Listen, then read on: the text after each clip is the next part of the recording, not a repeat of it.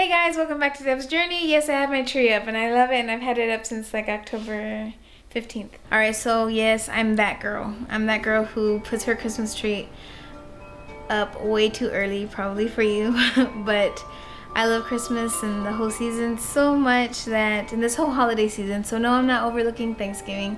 I just love this whole holiday season and I want to extend it as much as possible. Today we're going to be making some what is it called? Squash casserole. I already have this in another video that I did maybe a year ago, something like that.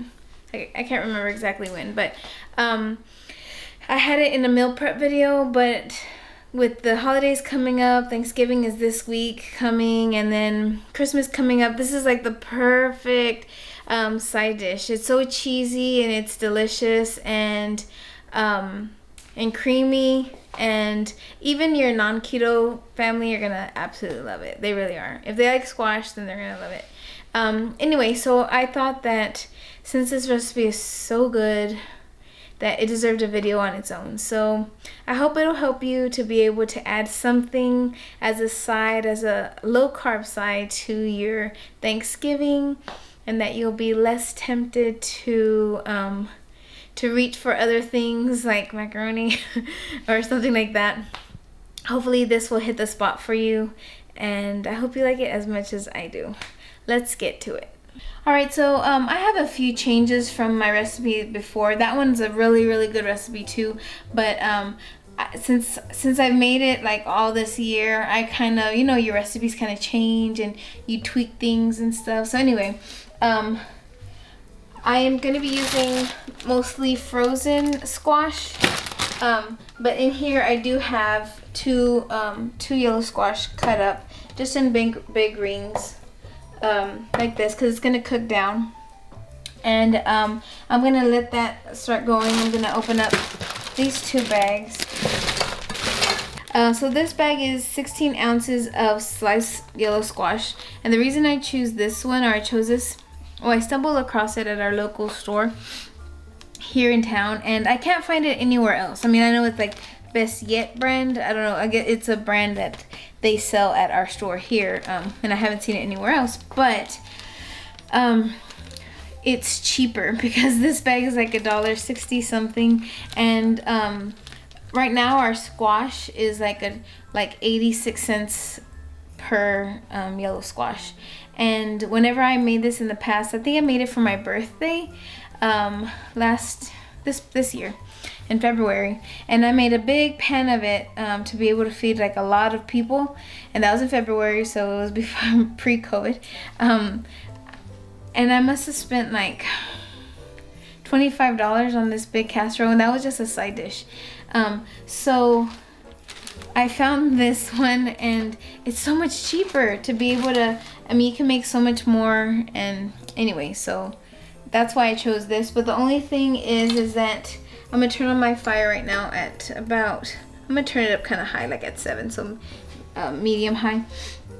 There's a lot more water in it, so you're gonna have to cook it a little bit longer to dry it up, to get out some of that water out. All right, so now I'm going to cut up some onion. We're not going to use the whole thing, but we are going to use maybe a fourth of this. So I'm just going to cut it into, how do I want to cut it? So I don't want big pieces.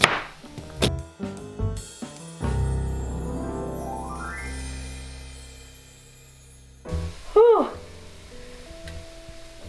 Those onions. That's strong, like for real. Okay. Anyway, so I'm gonna let my my squash cook. Let all the water evaporate and stuff to where it gets nice and tender. I'm gonna keep my onion here on this side, and then I'm gonna remove my squash, put it in a casserole, and then start cooking my onions with, you can use raw bacon, but I'm gonna use this bacon right here. Okay, so you'll use like maybe 4 or 5 pieces of bacon. You'll chop it up in little pieces, cook that if you're using fresh. You cook that until it's almost done, and then you add your onion, and then you'll just let it go until your onion is almost completely cooked, or it's cooked to your liking.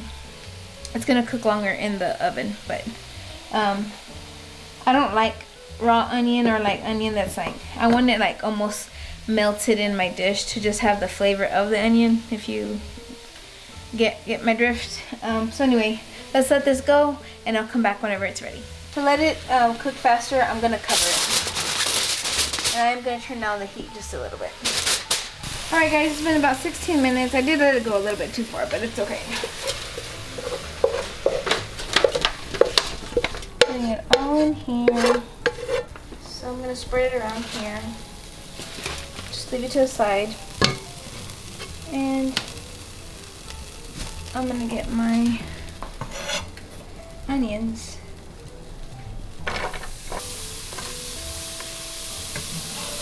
I'm gonna put about a tablespoon of butter in there.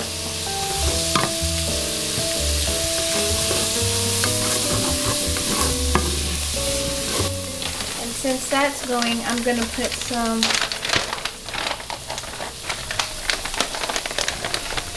about half a cup of bacon. The recipe will be in the description box. Okay, I'm going to cook this until the onions are very soft.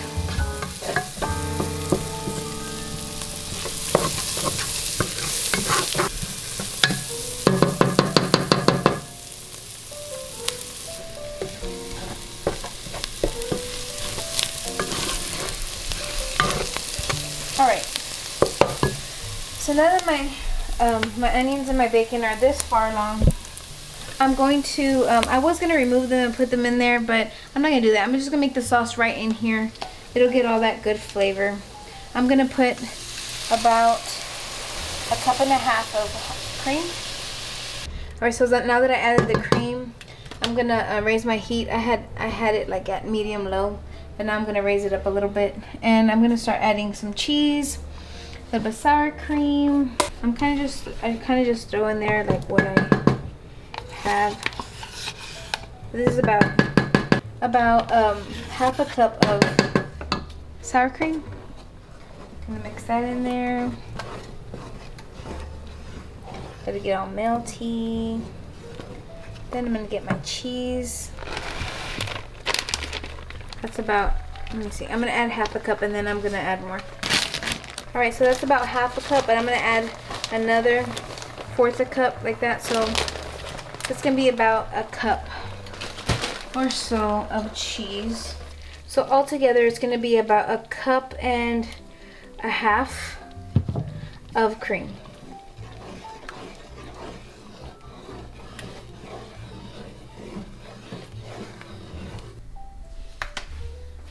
Now we're gonna season it. I'm gonna add garlic, salt,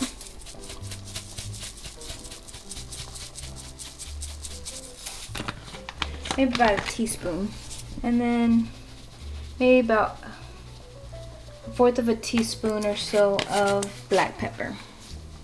I'm gonna mix that up and then I'm gonna taste it. Let's give this a taste.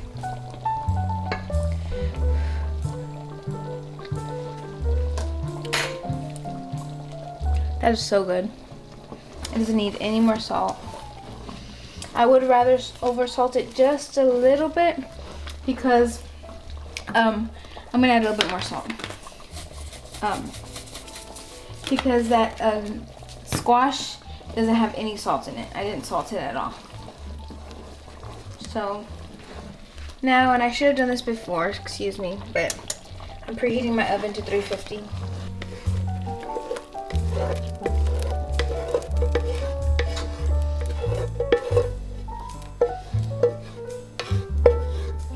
Because I want all of it, I'm getting a little spatula thing in here.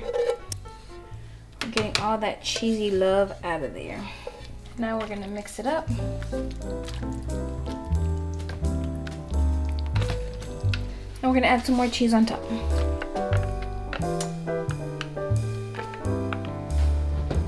It is preheated. We're gonna let it go at 350 for about 15-20 minutes, maybe 15 minutes.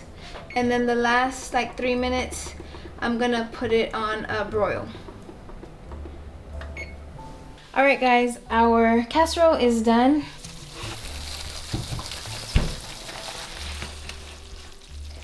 That smells so good, oh my gosh. All right, I'm gonna let it sit for a few minutes. Well, you'll wanna let it sit. As it sits and as it gets cool, the sauce is gonna thicken up a little bit, so just keep that in mind. I know for a fact that I'm gonna burn the heck out of my tongue, so I'm gonna let this just sit for a little bit, for maybe about 15 minutes or so, and then we'll give it a try. All right, let's dig into this bad boy. As you can see, it's still kind of loose, like the sauce in here.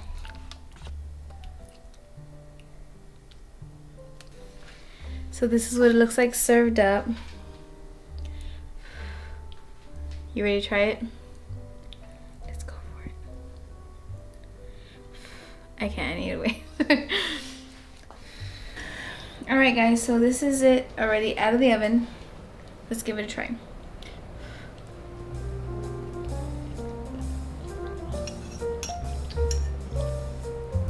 It's so good and cheesy and so hot, and it's very hot. That bacon makes it. It's like so good.